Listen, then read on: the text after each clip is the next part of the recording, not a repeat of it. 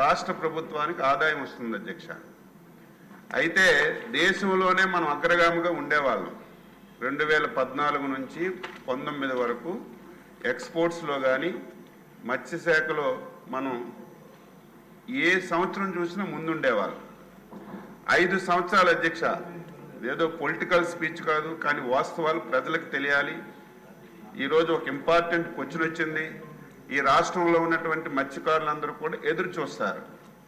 ఇటువంటి ఇంపార్టెంట్ సబ్జెక్ట్ని 5 ఇయర్స్ గత ప్రభుత్వం అధ్యక్ష, అది కూడా లోపభూయిష్టంగా ఏదైతే మత్స్యకారులు 2 మాసాలు వేట నిషేధ సమయాన్ని ప్రకటిస్తారు. ఆ సమయంలో మనం ఉండేటప్పుడు 5,00,000 రూపాయలు ఇచ్చేవాళ్ళు. వీళ్ళు 10,000 రూపాయలు చేశారు. అది కూడా కొంతమందికి ఇచ్చి చేతులు దులుపుకున్నారు అధ్యక్ష. దీంతో పాటుగా మత్స్యకారులు కానటువంటి కార్యకర్తలు కూడా కలిపి కొంతవరకు ఇచ్చారు. అయితే 5 సంవత్సరాలు ఈ ఒక్క పథకం తప్ప ఈ ఆంధ్రప్రదేశ్ రాష్ట్రంలో ప్రభుత్వం నుంచి ఇంకా ఏ యాక్టివ్ కూడా లేదు అధ్యక్ష. ఇది లేకపోవచ్చు. ఈ మధ్యకాలంలో కేంద్ర ప్రభుత్వం అధ్యక్ష ప్రధానమంత్రి మత్స్య సంపద యోజనని పెట్టారు అధ్యక్ష. దాన్ని ఉపయోగించుకోగలిగితే రాష్ట్ర ప్రభుత్వం ఏదైతే మన వాటా మనం చెల్లించి ఉపయోగించుకోగలిగితే మత్స్యకారులకు ఎంతైనా చేయొచ్చు అధ్యక్ష. గత 5 సంవత్సరాలు పూర్తిగా వీరు కట్టవలసినటువంటి వాటా కట్టకపోవడం వల్ల కేంద్ర ప్రభుత్వం నుంచి ఒక్క పైసా అంటే ఒక్క పైసా వాడుకోలేదు అధ్యక్ష.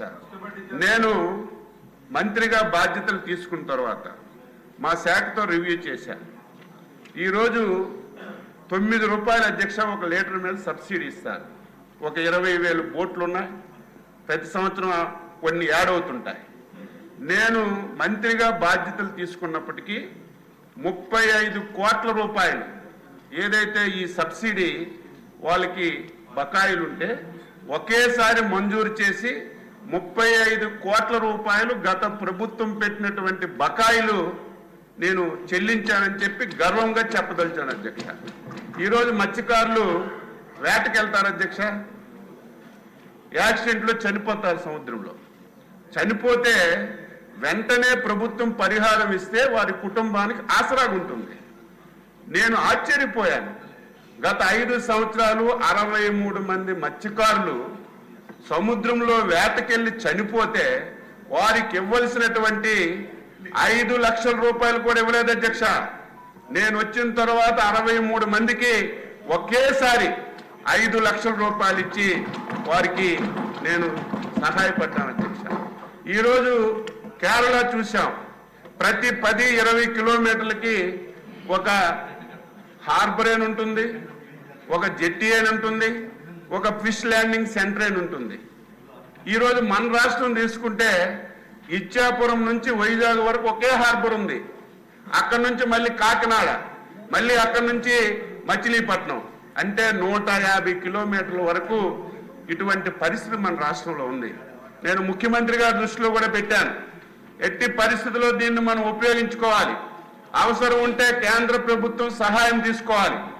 ఏదైతే ప్రతి 30 కిలోమీటర్లకి ఒక హార్బర్ అని ఉండాలి, ఒక ఫిష్ ల్యాండింగ్ సెంటర్ అని ఉండాలి, అదేవిధంగా ఒక జెట్టి అని ఉండాలి. ఈ 3 మనం చేయగలిగితే మనకి చాలా వరకు ఉపయోగపడుతుందని చెప్పి ముఖ్యమంత్రి గారికి కూడా చెప్పాము అధ్యక్ష. ఆయన కూడా ఈరోజు సానుకూలంగా ఉన్నారు. ఈరోజు ఏవైతే ట్రాకింగ్స్ ఇప్పుడే చెప్పాను, నేను గర్వపడుతున్నాను. 20,000 బోట్లకి కావాలని అడిగాం. ముందుగా 4,500 బోట్లకి ఇచ్చారు. అది మనం ఏదైతే మెకనైజ్డ్ బోట్లకు మనం అమర్చగలిగిస్తే 2-వే కమ్యూనికేషన్ అధ్యక్ష.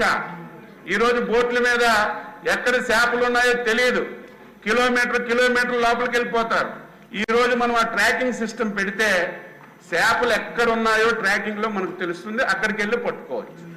ఒకవేళ సముద్రంలో ఉండేటప్పుడు ఏదైనా సరే సడన్గా వాతావరణంలో మార్పులు వచ్చి సైక్లోన్లు తుఫాన్లు వస్తే ఇమీడియట్గా అలర్ట్ చేస్తుంది. సైక్లోన్ వస్తుంది ఇన్ని గంటల్లో, దీనివల్ల ఇబ్బంది అవుతుంది, ఇమీడియట్గా మీరు ఒడ్డుకి చేరండి అని అలర్ట్ చేసే సిస్టమ్ ఇందులో ఉంది. ఇది ఒక మంచి సిస్టమ్. 4,500 ఇచ్చారు, 1,100 చిల్లర ఇప్పుడు బిగించాం. రేపు డిసెంబర్ నెలాఖరికి ఈ 4,500 పూర్తి చేసి మళ్ళీ కేంద్ర ప్రభుత్వానికి అడిగి దాన్ని కూడా తీసుకురావాలని చెప్పి ప్రయత్నం చేస్తున్నాం. ఈరోజు ఏదైతే ప్రధానమంత్రి మనకి ఒక మంచి స్కీమ్ పెట్టారు, మన రాష్ట్ర ప్రభుత్వం వాటా పెట్టి 5 సంవత్సరాల అధ్యక్ష ఒక్క వల ఇవ్వలేదు, వల కుట్టుకోవడానికి సూది ఇవ్వలేదు, దారం ఇవ్వలేదు, ఒక బోట్ ఇవ్వలేదు, ఏమీ ఇవ్వలేదు అధ్యక్ష. మొత్తం డిపార్ట్మెంట్ అంతా కూడా కొలాప్స్ చేశారు. మాట్లాడితే మేము వేట నిర్దేశ సమయానికి చంద్రబాబు నాయుడు గారు 5,000 ఇస్తే నేను 10,000 ఇస్తున్నానని ప్రతిసారి పేపర్లో యాడ్స్, టీవీలో యాడ్స్, డబ్బా కొట్టుకోవడమే చూశాను తప్ప మత్స్యకారులకి ఎటువంటి సహాయం చేయలేదు. ఈవేళ మా ఎమ్మెల్యే గారు అడిగారు, మా నియోజకవర్గంలో ఉన్నారు, మొన్ననే 2 కోట్ల రూపాయలు మీ పోస్ట్పేట మండలంలో ఏదైతే వేట జరిగేటప్పుడు సముద్రం కోటకు గురవుతుందో డ్రైన్స్కి కానీ అవన్నింటికి మొన్న మంజూరు చేశాం. ఇప్పుడు డీజిల్లో కూడా బయోడీజిల్ పెట్టాలని ప్రయత్నం చేస్తున్నాం. దీనివల్ల చాలా బెనిఫిట్స్ ఉన్నాయి. దీని మీద ఒక పైలట్ ప్రాజెక్ట్ కింద పెడుతున్నాం. అందులో మీరు అడిగినటువంటి దాన్ని కూడా పెట్టడానికి నేను కృషి చేస్తాను. ఈరోజు మీ దగ్గర కూడా ఒక జెట్టి కానీ ఫిష్ ల్యాండింగ్ సెంటర్ కానీ ఏదో ఒకటి ఉండవలసిన అవసరం ఉంది. తప్పనిసరిగా నేను ఒకటే మాటిస్తున్నాను, ఆర్థికంగా చాలా సమస్యలు ఉన్నాయి, ఉన్నప్పటికీ కూడా నిలదొక్కుని నేను మళ్ళీ ఆంధ్రప్రదేశ్ రాష్ట్రంలో ఈరోజు మత్స్యకారులు మన దగ్గర సంపద ఉంది, వసతుల కల్పన లేక వారికి సరైనటువంటి అవకాశాలు ఇవ్వక గుజరాత్కి, మహారాష్ట్రకి, ఇతర ప్రాంతాలకు వలసలు వెళ్ళిపోతున్నారు. వాళ్ళు ఎక్కడికి వెళ్ళడానికి అవకాశం లేకుండా ముఖ్యమంత్రి గారు, ఎన్డీఏ ప్రభుత్వం సహాయ సహకారాలు తీసుకొని ఇక్కడే అన్ని వసతులు ఇచ్చి నేను కార్యక్రమం చేస్తానని సందర్భంగా తెలియజేస్తున్నాను. ఇంకోటి అధ్యక్ష, మేనిఫెస్టోలో మాటిచ్చాం, ఏదైతే మత్స్యకారు భరోసా 10,000 నుంచి 20,000 చేస్తామని. నేను మంత్రి అయిన తర్వాత మొత్తం రివ్యూ చేశాను అధ్యక్ష.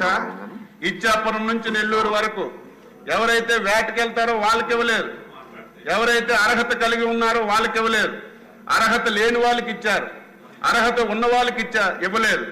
అందులో పార్టీలు చూశారు. ఈ రకంగా ఆ స్కీమ్లో చాలా ఇబ్బందులు ఉన్నాయి. నేను డిపార్ట్మెంట్కి ఆదేశాలు ఇచ్చాను, మళ్ళీ రాష్ట్రంలో మత్స్యకార భరోసా మీద డీటెయిల్గా మీరు సర్వే చేయండి. అర్హత కలిగిన ప్రతి ఒక్కరికి ఇవ్వాలి. 4 రోజులు ఆలస్యమైనా పర్వాలేదు, తప్పనిసరిగా ఇద్దామంటే సర్వే జరుగుతుంది అధ్యక్ష. ఒరిజినల్గా రేపు 21వ తారీఖున ప్రపంచ మత్స్యకారుల దినోత్సవం ఉంది. ఆ రోజే ఇవ్వాలని చెప్పి ఆలోచించినప్పటికీ సర్వే జరుగుతుంది.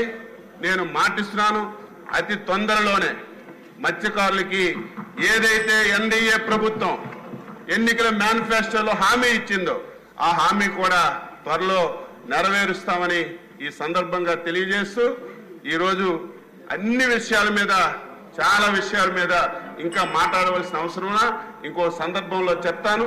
తప్పనిసరిగా ఎన్డీఏ ప్రభుత్వం మళ్ళీ రాష్ట్రంలో గ్రోత్ ఇంజిన్ అయితే ఏదైతే చెప్పామో దానికి అన్ని అవకాశాలు ఇచ్చి ఉపయోగించుకుంటామని